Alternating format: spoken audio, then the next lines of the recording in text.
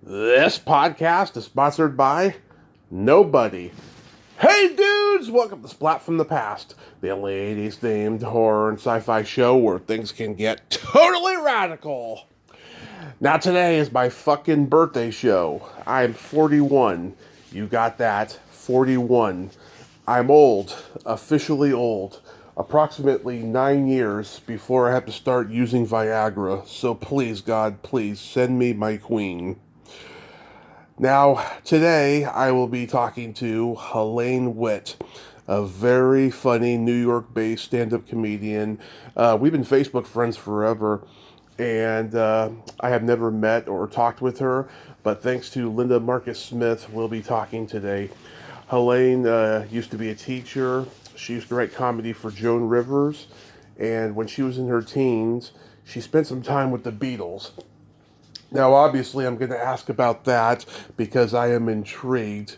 I'm going to find out as much as I can about her connection with the Beatles because, as you know, I love the Beatles. And it's going to be a great conversation today for my birthday, and I cannot wait. And she has a joke for me.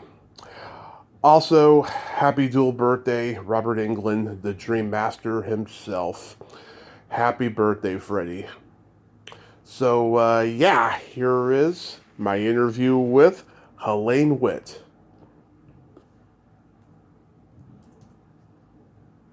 Hi there, birthday boy. Hey, Helaine, welcome to the show. How are you today? Well, I'm a day after your birthday, of course, I'm fine. Yes, well, today is my birthday, and I thank you so much for coming on today. This is great. Thank you so much.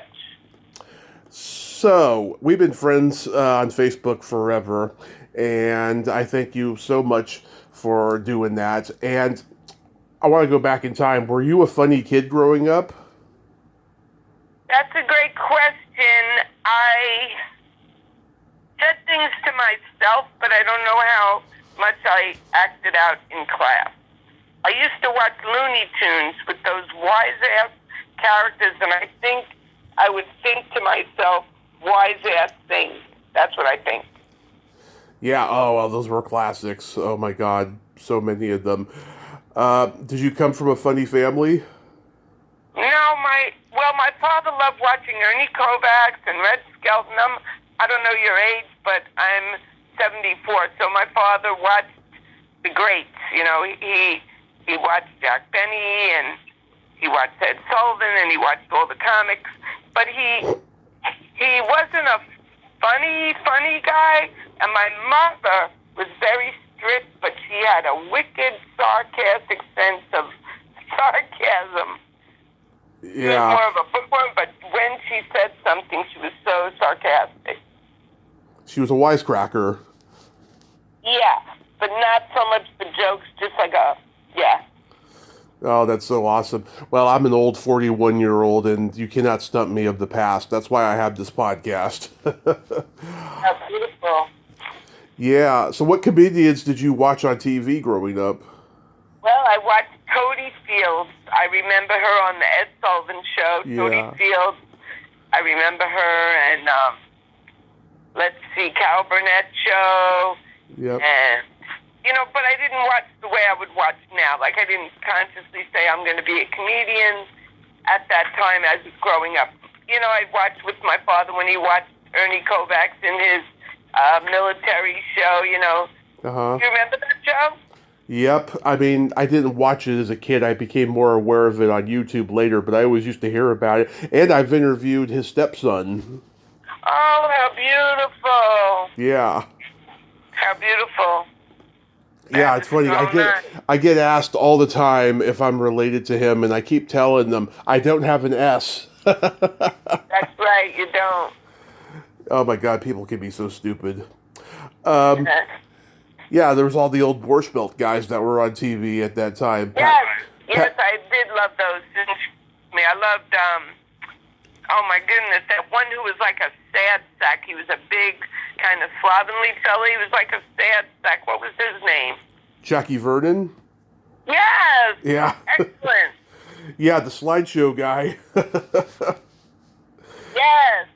Yeah, he had the clicker. Know all the dates. Yeah. Yeah. Yeah, there was Pat Cooper, there was Herky Styles, there was Shelley Berman, Mort Saul, George Gobel, people like that. So were you born and raised in New York? Yes. We live near the Belmont racetrack, about 20 miles from the city, and now I live about 14 miles from the city. Mm-hmm. How Jewish were you growing up? We were between the very, very Reform and the very Hasidic, right in the middle. Like the men didn't sit separate from the women, but Yeah. now I have jokes about comparing the two because I go where the Vaudevillians founded a synagogue in Manhattan. I go there, and they Yeah. have all the Vaudevillians on the wall, and I have jokes about the fact that it's so lenient. Mm-hmm. I have a whole routine about it. And then, where my parents went, turned into a very religious Hasidic group, and I compare the two, and they have me perform at Hanukkah too, so I do kind of goof on both of them with each other. Yeah. Like the books, am I reading right to left, left to right? You have the men on one side, the women on the other one, the rabbi's sitting on my lap. I mean, it's so different. They break for lunch on Yom Kippur. So I make jokes. I have a whole routine about that I'm proud of. Oh, that's so awesome. Yeah. Do you love bagels? I do eat them. I ate them the other day. I brought some to Massachusetts. Where do you live? Yeah, I love bagels. I'm a huge bagel eater. I heard though, I heard Brooklyn bagels, they have a special kind of water that they're made with, and it makes them taste really good and authentic. I'm yet to try real authentic bagels from Brooklyn. That's crazy. I heard that too. When I was in Massachusetts 3 days ago, I heard that. Did you ever see bagels made on they're boards, and they're on a conveyor belt, and they go around, and the bagel sits on the board with the other bagels on each board, and then it goes around and around. No, I never saw that. That's interesting. Mm-hmm. Wow, They make them like around here. that is interesting. So after high school, did you attend college? I did. I went to college. I was a Beatles fanatic, so I had to go to college in Manhattan, in Brooklyn, because in case the Beatles came to town, I wouldn't be far away. I'm still a real, Yeah. very, very involved, like hours a day, seeing things, reading things, going to things, and I'm even going to England soon again. So I'm very... Yeah, oh my God, I was going through your Facebook photos, and I saw that you got to meet the Beatles. Yes, thank you. And you asked me about college. I wanted to be a school teacher. I had two commitments, to be an elementary school teacher and to meet the Beatles. I had those two commitments in my life. So I wasn't a great student at all, because all I cared about was the Beatles. I wasn't more, into comedy at all until the day I got into comedy. Mm-hmm. Wow. So you're studying the teaching, like, is that something you always wanted to do, was be a teacher? Yeah, I was dying to be a second grade teacher, and that's what carried me through to go to, to get through college. And I want to tell you something that happened in college that got me a taste of comedy. Would you like to hear it? Yeah. Okay. A lot of people take a speech class, and they say that's the scariest class. And the assignment for the speech class was to go to an organization and report back about it. So what I did was I went to Weight Watchers. I went in, even though I wasn't heavy enough at the time to go, I just went in like a member, and I sat down.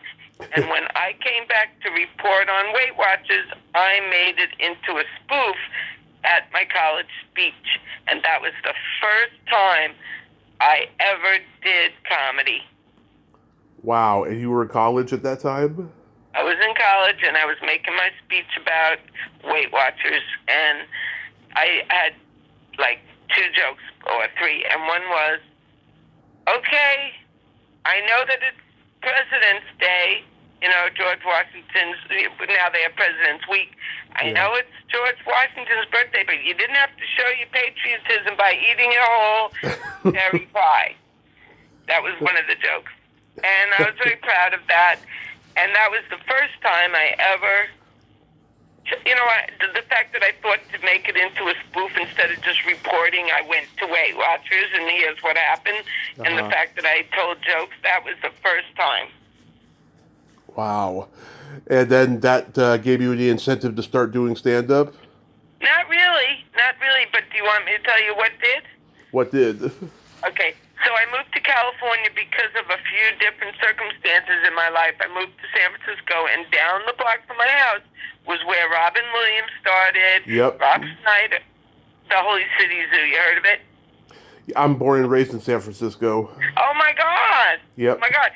So, I started at the Holy City Zoo, and I walked by, and it was the farthest thing from my mind to go in, and they have a barker there who ran it.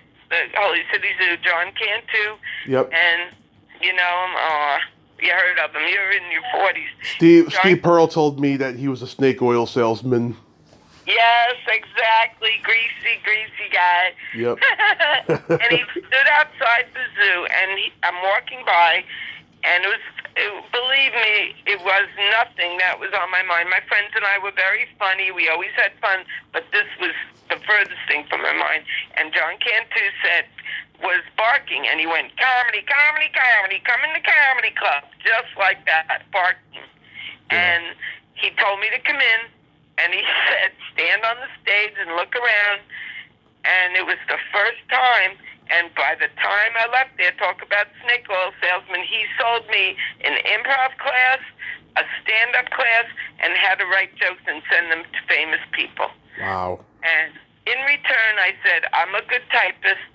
I sit at a desk all day and type because I didn't teach in San Francisco. I was typing with an electric typewriter, which was amazing after having a manual typewriter.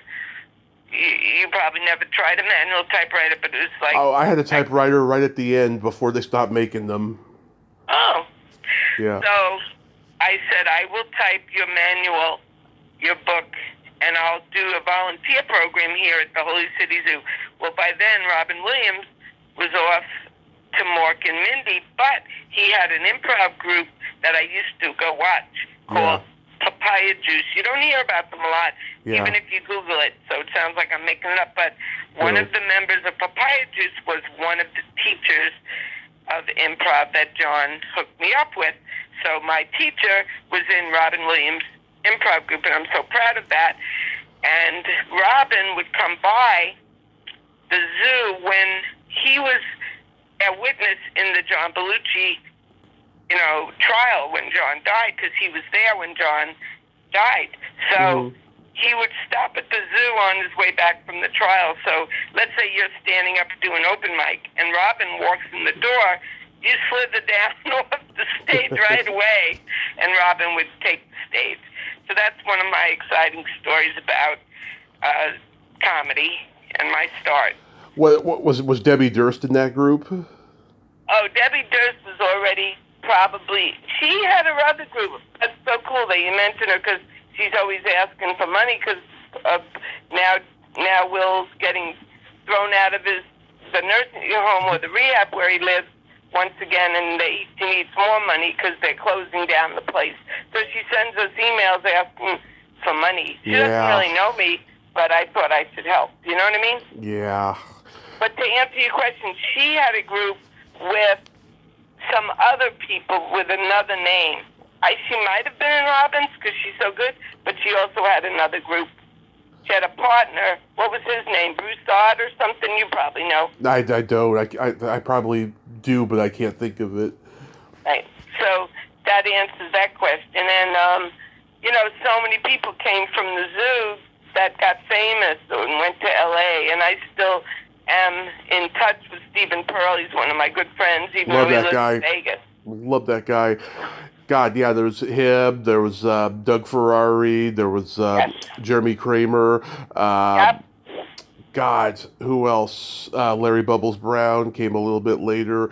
Dana Carvey. That's right. You know a lot, yes. I knew Larry. In fact, when a comic has their birthday, as you know, because I'm writing you a joke about belly buttons, singular, not even plural, you're giving me a challenge. I started your jokes this morning because I'm 3 hours earlier, but since it's singular belly button, I haven't completed your joke. But Larry Bubbles Brown, I wrote him a birthday joke once, and he said, I don't know if I'll ever use it because at the time he wasn't doing comedy. I don't know if he is. So I took the joke back. Yeah. But I don't usually do that. I give it to them to keep, but I liked it so much. Yeah. Anyway, I knew him. He didn't know me. A lot of the comics didn't know me then. I wasn't really... You know, I didn't... At Margaret Cho, did you know Margaret Cho's parents had that sex shop? On, yeah. I heard about it. So she used to go to Mike's with me at her parents' building. And I was pretty active there, bringing people to shows and all. And when I say shows, they were kind of like open mic. And Margaret once said to us when we were getting ready to go on having a show, she said, I'm going to make it. Oh. She said, I'm going to make it, and she made it. Yeah. I wish I could talk to her because we're both Kinksters. You know, I think her and I would have a great conversation about that, but who knows, maybe someday. Let me ask you about going back to the teaching thing, though. Like, are you happy that you're not teaching in today's world with just how fucked up the world is right now? Very much so. In fact, my humor is about teaching. How tough was it? These kids did this to me. These kids did that to me. I talk about it a lot. Yeah. So, yes, I'm happy, and yet it's very rewarding, but I am very thankful I'm done because of the kids were tough, and some of the, teaching on Zoom, I don't know how they do it. Yeah, and defunding the arts. Oh, my God. How do you do that? Do you know how so many famous people got started? They got started in high school drama. That's a good point. You know? It's insane, but hopefully it'll come back around at some point, though. Oh my God!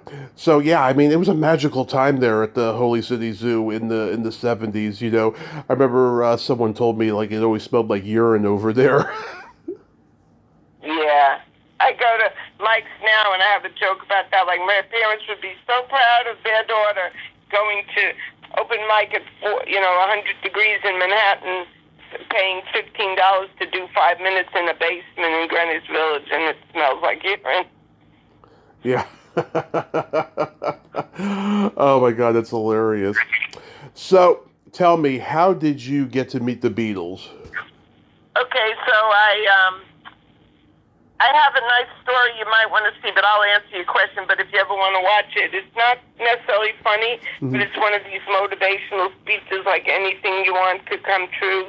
It's on YouTube, and it's called Helaine Witt, John Paul. And it's 10 minutes, and it's about meeting the Beatles.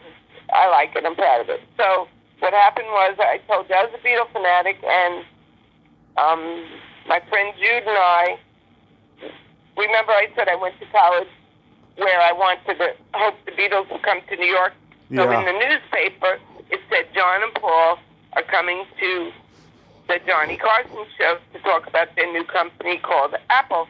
And we went to New York City. We hid and eavesdropped to hear about when they were going to come and where they were going to come. And we stayed out overnight, and I missed college, and I missed home. I mean, my parents didn't know where I was, and we heard they were coming, and we walked around Central Park with them because we knew where they were going to be, because we were just very lucky. We did some crazy things to find out. And then, after we walked around Central Park with them, we went to England, and it was very nice. He saw me. Oh, it wasn't like Hard Day's Night where there were thousands of people around. It was just they went in and out of the recording studio. Yeah. And a couple of people stood there. So we'd stand there every day. They'd go in the afternoon and come home in the middle of the night, and we'd stay outside, and it was cold, and we couldn't go back to our youth hospital because the tube train ended at a certain time. Yeah. We were stranded there, so we stayed till they came out when the sun was coming up. And every day they'd leave Paul's, not every day they'd leave Paul's house. Paul would leave his house, Mm-hmm. and we'd walk from his house to Abbey Road. And that's how we did it every day. John was very nice to me from seeing me in New York and walking through Central Park. And,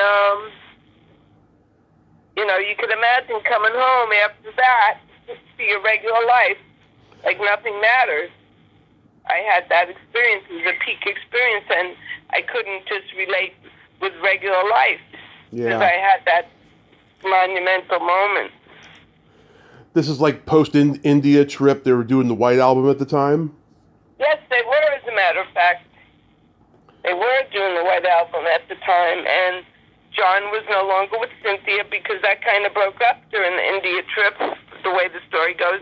So he was with Yoko, and boy, oh boy, was I shocked because she wasn't in Central Park.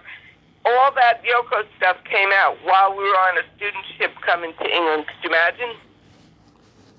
Yeah. Like, who the hell is this? I came all the way here. My whole life has been dedicated for this moment. Who is that? And she said something to me like, how'd you know where we'd be today? I go, I knew where John was every day of my life from Elmont, New York, without internet. I mean, I didn't say that then. Without internet. And you're wondering how I knew where he'd be? That was my whole life to know where John was every day. Exactly. That had to have been just the best time of your life. I mean, just to see these guys. I mean, God, that was it for you. That's very sweet of you to say. It was. It meant more than college, marriage, anything. And then now I have Beatle friends that I've known since then. In fact, I'm going to England because one of my British Beatle friends is sick, so I'm going to go to see her, and I'm going to go do some Beatle things, and I'm doing comedy too. We got a comedy gig there in England. Yeah, oh, that's so awesome. Do you remember seeing them on Ed Sullivan, like right when I sure do. I sure do. In fact, my story is, you can see when you watch that 10-minute story, the Beatles were on like a newsreel on a show, which you probably heard of, Jack Parr. Yep. So I was babysitting, and I was young, and I'm half asleep trying to stay up, because that's what you do when you're babysitting. You get paid to stay up. And there they are, and they're showing the kids throwing the jelly beans, and like I saw it, and then I went back to sleep probably, and I forgot about it, but I didn't forget about it. Yeah. So I was a fan since the beginning, and now I have a Beatle room. I only have 2 bedrooms in my house, and one's a Beatle room. And remember I said I'm still involved, like every day I get news and friends write to me, and I went to see Paul's exhibit in Brooklyn. Yeah. I'm very involved. Oh, that is so awesome. Yeah, I interviewed the husband and wife comedy team, Mitzi McCall and Charlie Brill, and yeah, they got a funny story about before the show. So they're backstage. They're backstage getting Coca-Colas out of the machine, and John obviously saw them. So John knocks on their dressing room door, and he says, "Excuse me, I'd need a Coke for Ringo." And they didn't know who Ringo was yet, right? So Mitzi was like, "A Coke for Ringo? What's that, a Jewish holiday we don't know about?" Oh, my God, that's beautiful. Yeah. Yeah, oh my God. That night ruined their careers, but they had a pretty good career of acting after that. And they're really good people. Really good people. Oh, that ruined their career? It ruined their career as far as being a comedy team is concerned because, to bomb after the Beatles, it was a huge, huge thing. Oh, I didn't realize they bombed. I was always fond of them. Oh yeah, they're great. They were making me laugh the entire hour. They were just being a bickering husband and wife. It was so funny. Wow. So, what's your favorite Beatles album? Good question. Good question. I really can't say. How do you like that? I love when I listen to Sirius radio. I love the old stuff. I could say that to you. I love the old stuff. I love when I hear Meet the Beatles, or I hear Rubber Soul. I hear Introducing the Beatles. I just love the old stuff. It changes every day for me, but I love Rubber Soul, Revolver, and the White Album. Those are treasures to me. Aw. Love them. How about songs?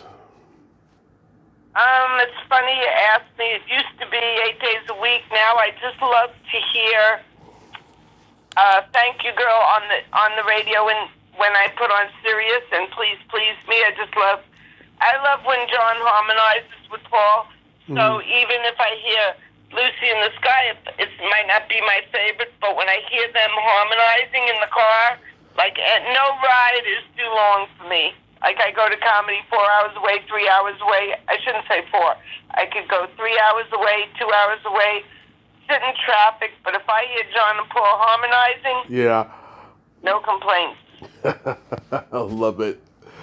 Love it. Yeah, Getting Better is my absolute favorite. It's such an uplifting, feel-good song with John's darkness in the middle, you know, to even it out.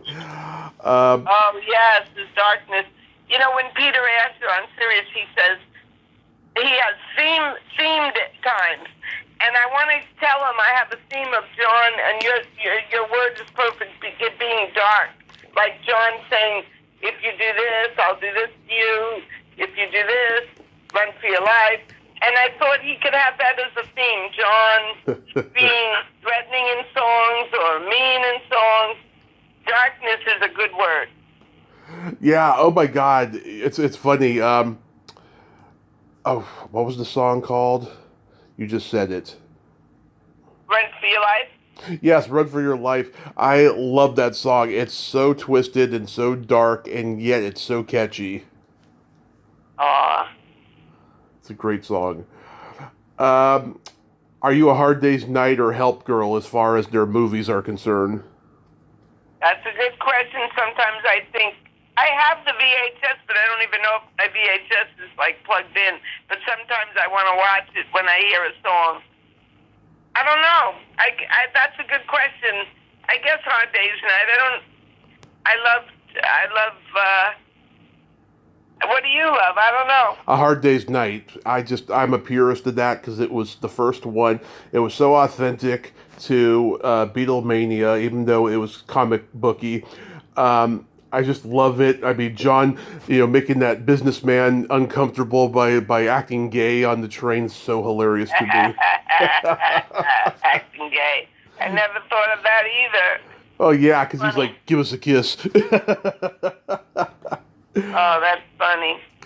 Yeah. And then, you know what's funny about that movie? What? When you think about Bramley, whatever his name is. Wilford Bramley, yeah. When you think of him being old, he might be my age now. Yes. Oh my God. I gotta tell you, the famous rock groupie Pamela Des Barres. She was in the Frank Zappa movie 200 Motels, and Ringo was in it for a little bit. The day that Ringo shot his scene, that old man came to visit him because they were going to have dinner that night. He was in town, and all the Pamela and all the hippie girls that were there was so starstruck because they knew that's Paul's grandfather in A Hard Day's Night. It was like having Elvis there. Wow. Yeah. That's so funny. That guy lived another 20 years after that movie, so yeah. Aww.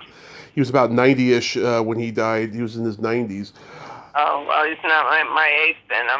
I'm not that old. Oh, no. He was probably 75 when he made the movie, and he probably died at 95 or something. But didn't he look older? He did, yeah, but in those days, there was no such thing as health. Nobody really took care of themselves. Everyone smoked and drank in those days. Wow. You had to really roll the dice to live long in those days. Wow. Do you believe the Paul is dead myth? Not at all, but Same here.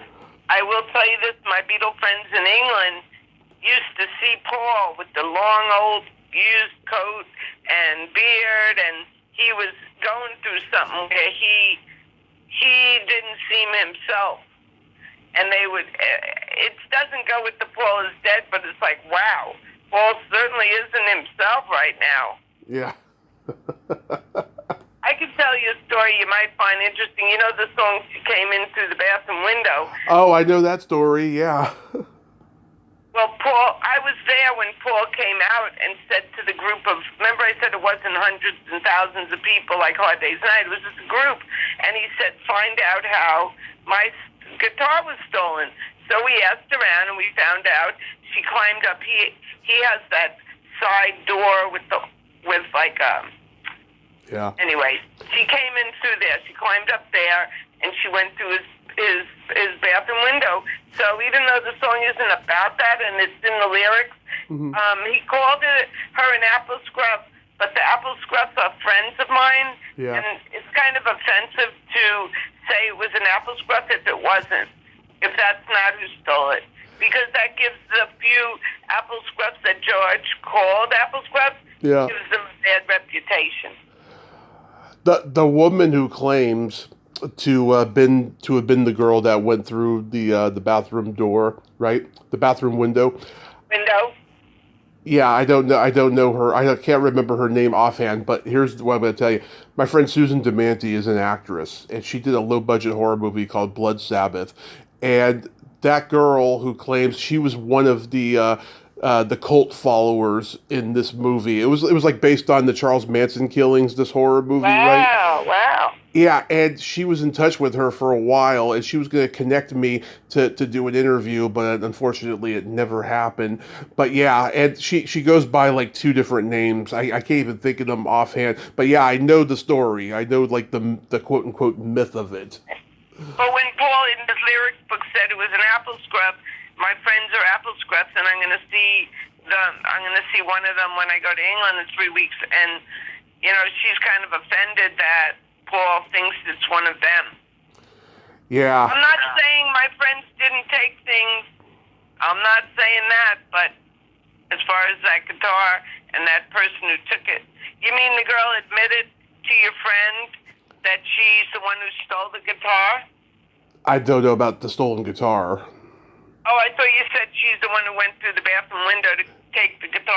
I know she went through the bathroom window. I didn't know that she stole a guitar. That's new to me. Oh, wow. I wouldn't tell that if I were her, because that's... Paul said to us, find out how my guitar was stolen, and we found out she came in through the bathroom window. And Paul wrote that in the lyrics book, but he said it was an apple scruff.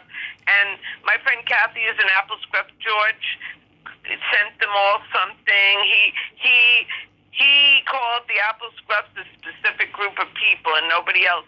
And there were factions when Paul and the Beatles had a little disagreement over this Alan Klein thing, and my friends who used to go to Paul's house stayed going to Paul's house. They didn't go to Savile Row.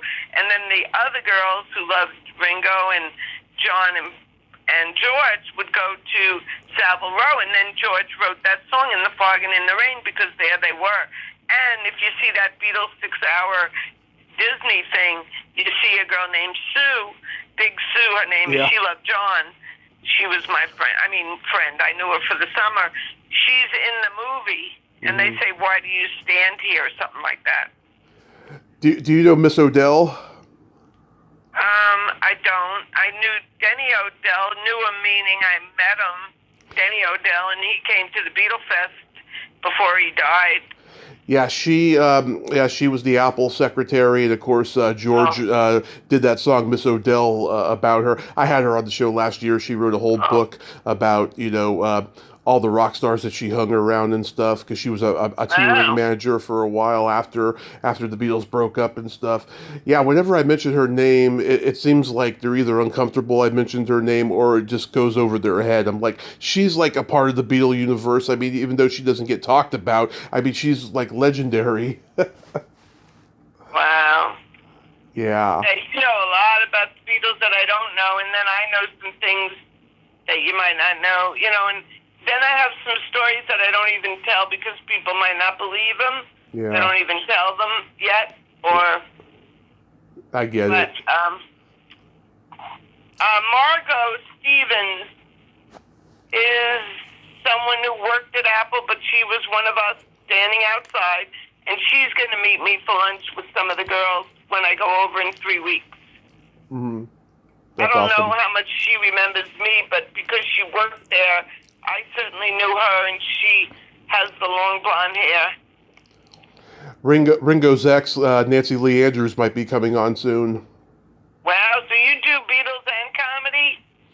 Well, I did comedy for 10 years in San Francisco, yes, but like I love the Beatles, I love rock and roll in general, pop culture. I'm a pop culture nerd.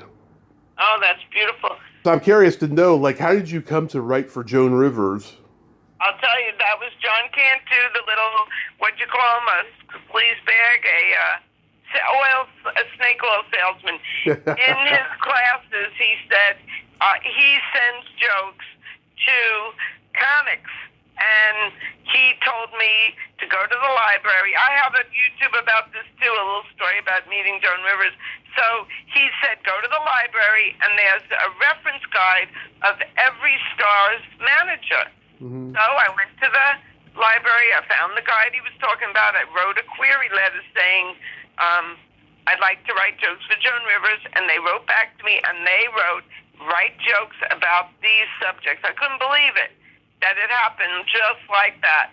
And they said she's going to be, I'm telling you, she was going to be on Johnny Carson covering Liz Taylor being fat, jokes like that, these subjects. So I have a typing job during my lunch hour. I just thought through my head of what she would say. I had her album called What Becomes a Legend Most, and I'd listen to the album, and I started to channel her, like think like her. Mm-hmm. And I just spit out joke on pieces of, because I had a selector typewriter, I just thought, I just wrote.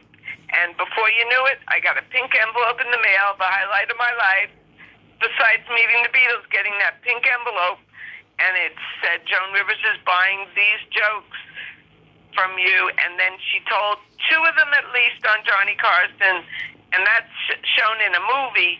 There's a movie that I'm in, and it's a documentary about older people doing comedy, and it shows they got permission from the Johnny Carson estate for them to put this in the movie, and it shows Joan Rivers telling the joke, then it tells me explaining her telling the joke, then she tells the joke, then I tell the joke. It's one of the jokes, and it's amazing that it's in a movie now. I have it on VHS, and I turned it into DVD. Right. And I have her telling 2 of my jokes. I even put them on Facebook before. Wow. So that's how it happened. I just opened a book, found a manager, sent a query letter, and they wrote back. Nowadays, 6-page, before she died, I had to send a 6-page contract and read it and sign it before they would look at my jokes. So she was signing books. This is like right before she died. She was signing her books. She wrote a few books in the last few years. And I'd go there, and I'd say to her, I used to write jokes for you. And she said, send some more. But her people, I don't know if they really, showed them to her. But it doesn't matter because I got to see her right before she died. And she's very nice, encouraging. And what could I say? I was lucky to go see her. She performed in New York twice a year in this club. Limited seats. You get to see her. And it was amazing. She told basically the same routine for an hour, but she threw in a few new jokes. And if I tell you there were 6 laughs per minute for 1 hour. Mm-hmm.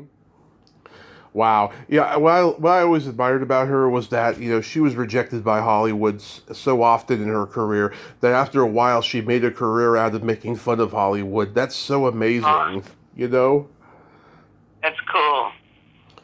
Yeah.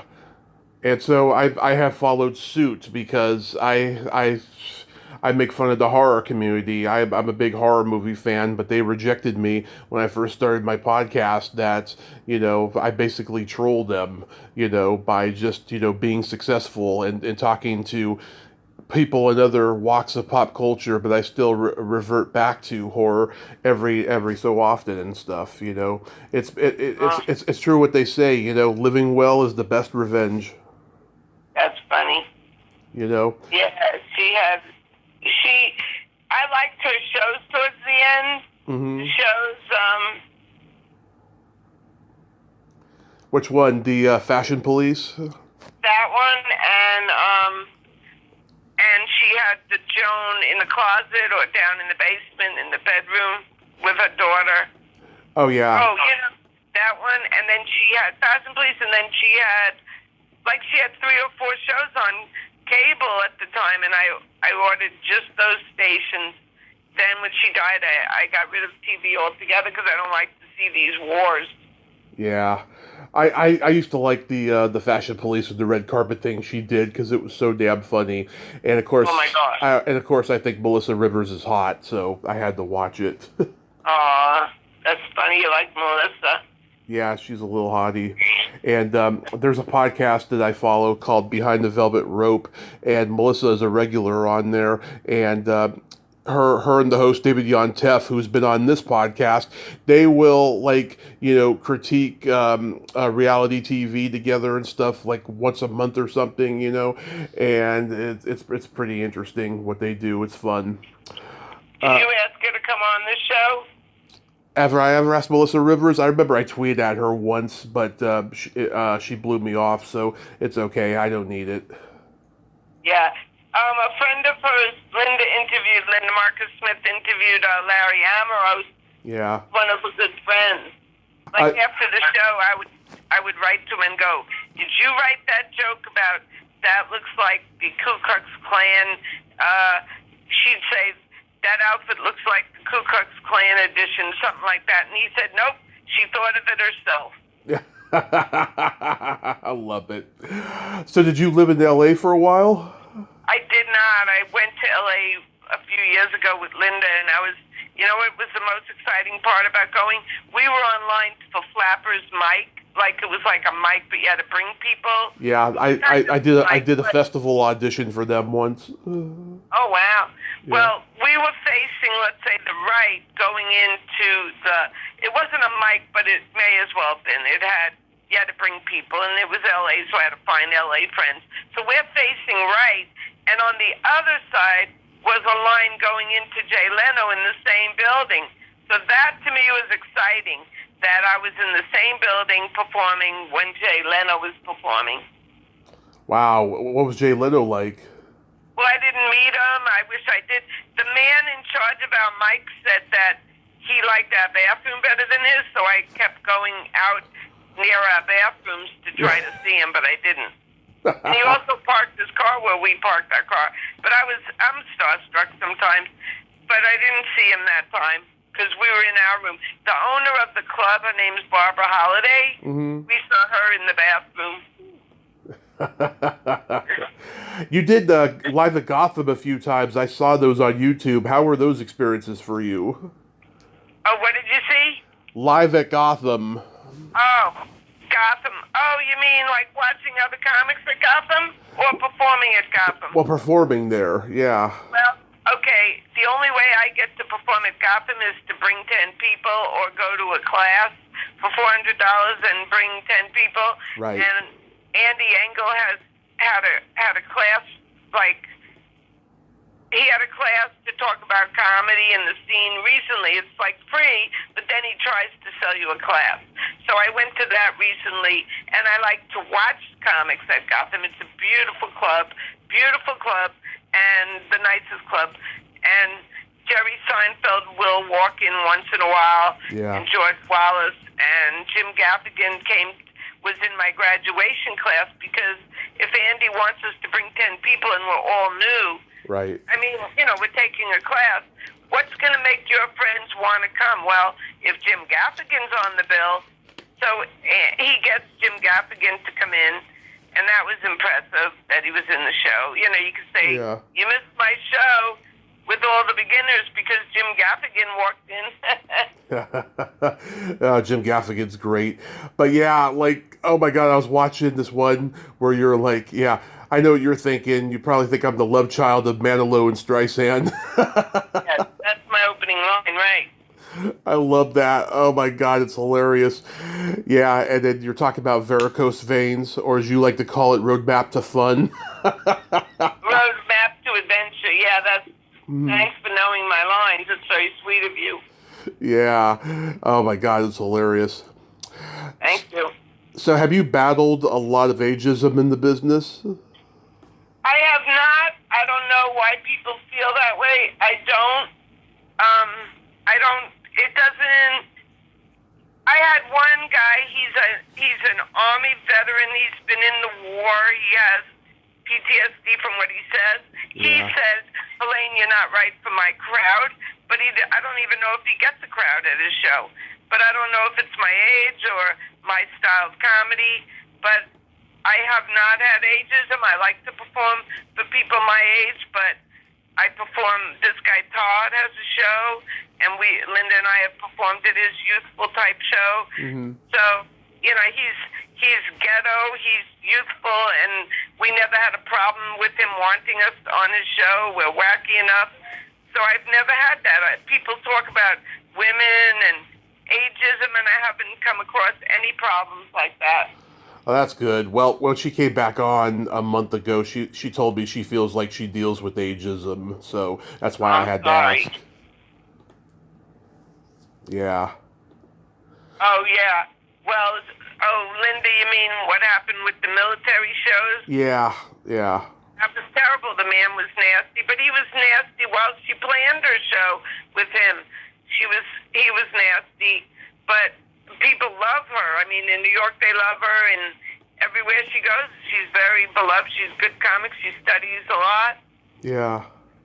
She's very funny. And the weird thing about it is, though, you would think at a military show, you would want older comics there because they were around when Vietnam was around, you know? Yeah, good point. Well, this guy, he was mean, and some of the audience were like, not her political persuasion, and they didn't get her humor. The other day I was in a contest. I was lucky to come in third because they were young, they were filthy dirty. I don't mind dirty jokes, but don't show me a microphone cord and say this is 8 inches and talk about penises for an hour. I mean, not an hour, but 5 minutes is too much. I mean, that's not funny to me. I have funny jokes. I don't mind dirty jokes, but not what they were talking about. And I came in third, but I told myself this audience isn't paying attention. It's very late. You came in late. I was there last, but so I was lucky to I have enough people to vote for me so I could take third. It was 3 hours away. Yeah. Oh, that's awesome. I don't know what your question was. I forgot. About ageism. We're still on that. Yeah, ageism. Yeah, I don't have, I perform at senior centers or libraries where there's seniors. Yeah. And, even there's one guy who has a show with he puts down Biden and he talks about the generation. He's very crude, but he's funny. And he only had me on his show once, so who knows? I don't know. Yeah. I try to get along with everyone. I mean, my stuff about teaching could be offensive to inner city people. People who worked in my school might find it offensive that I'm making fun. But I'm telling what it's like with these kids. And then I could joke about rich kids, too, teaching rich kids and their parents wanting certain privileges. I know. God, everyone's offended now. It's fucking insane. Yeah. My coach is Vanessa Hollingshead. She's a headliner. You might have heard of her. She was on Showtime with Fran Drescher. They won Showtime Comedy of the Year in 2019. I know who she is. Yeah. What she does is she says, Helaine, if they act like they're offended, you come at them stronger. It's not my nature, but she said if they say something about your joke, you come at them stronger. She says to them, you're offended because I made a joke about child labor. Are you picketing in Washington? Are you writing to your congressman? Are you going to China to end this? No. You're coming here to a comedy club and you're taking it out on me. Yeah. God, I don't understand comedy fans. I really don't. I think in the future there's going to be probably a disclaimer before the show, and there's probably going to be, maybe like a test at the gate, like, are you a true comedy fan? Because we don't want people coming in here offended. I think that's going to be the future. It's really something. And when Seinfeld went to that college, remember, like 2 years ago, he said, "I won't play colleges; they're so offended." Mm-hmm. Then, when he went to the graduation, they booed him or walked out or something. Yeah. Yeah, they all stopped playing colleges, from what I understand, because they saw it coming. Yeah. Once Jessica Kirsten didn't know it was a Catholic college, and they never told her to behave herself, and they stopped the show in the middle, and they said, "Our people who fund our college are sitting in the front row. You have to get off the stage right now." No one told her. No one bothered to tell her that. Ugh, fucking nuts. Really fucking nuts. So yeah, I mean, the reason why I wanted you to write a joke about belly buttons is because yes, why? This is National Belly Button Month, which I celebrate every year because it's my favorite part of the body. So I'm curious, are you an innie, outie, or in betweenie? I guess an innie I don't really look at too often. That's why the subject I had to focus on it. I had to put it aside when I started writing it this morning. Yeah. So you'll send it to me later when you have it all completed? Oh, it won't take long once I get focused. It's just, it was singular instead of like belly buttons, blank, blank, blank. Yeah. I'll write it soon. Yeah, people who have deep innies, they tend to live longer because they are kind, generous, caring, and they have less stress in their lives. And really? Yeah, it's kind of a contradiction with me because I have nothing but stress in my life. Yeah, but it's true. What is your favorite joke of all time? That's a good question. Very good question. I like the sound of my joke when I say I have a joke for the Dick and Jane, and I told you I'm clean, but this is one of my dirty jokes. I talk about when we were young. I love dirty. These books called the Dick and Jane Readers, and they went like Run, Spot, Run. Oh, yeah. Run. And they had a white picket fence, and the principal told me, you can't use these books in the classroom. The kids can't relate. They were inner city kids, so I changed it to Run, Spot, Run. Dick's got a gun. Spot is a pit bull. Run, teacher, run. But in New York today, I'm glad I'm retired because the readers would say, Run, Spot, Run, Jane's got a dick. See Sally run, Run, Spot, Run. You get it? Because of trans children. Love it. I love it. Oh, my God. The reason I love it is because the people have been laughing, and I could see them laugh. And it's a new thing for me. Like, instead of wondering, I just watch a person shocked and laugh, and it makes me feel good, and I pause. And it worked very well at a mic, and then people said, I can't get up here and say anything funnier than that joke. So it made me feel good. Oh, my God, that's great. Yeah, Dr. Seuss, he kind of ripped off Dick and Jane for the Cat in the Hat. Oh, he did? Yeah, it's been reported that that's the source of inspiration where it came from. Yeah, I thought that was interesting. Yeah, my favorite joke of all time is pretty dirty. How do you make your wife scream twice? How? First you fuck her in the ass, and then you wipe your dick on the curtain. Oh, my God, how filthy. You know who told me that? Who? A very funny comedian, Meredith Godfrey. Oh, wow, that's really dirty. Yeah. Helaine, thank you for coming on here on my birthday. This has been awesome. Thank you. You're so knowledgeable. I'm impressed. Oh, thank you so much. That's so sweet. Yes, so let me know when the joke is finished, and we will talk more then. I'm getting your emails now. Okay, then I'll write your joke now. Have a great rest of your day. Be safe. Thank you. Okay, bye. Bye-bye. Well, there you have it. Helaine Witt, ain't she a sweetheart? Oh my God, what a ball of energy, a force of nature, and she loves the Beatles. That is fabulous. Oh my God, I'm so glad we could have that conversation today on my birthday. Well, until next time, this is Tommy Throwback Kovac saying there's no shame in living in the past because the present sucks. Later, dudes.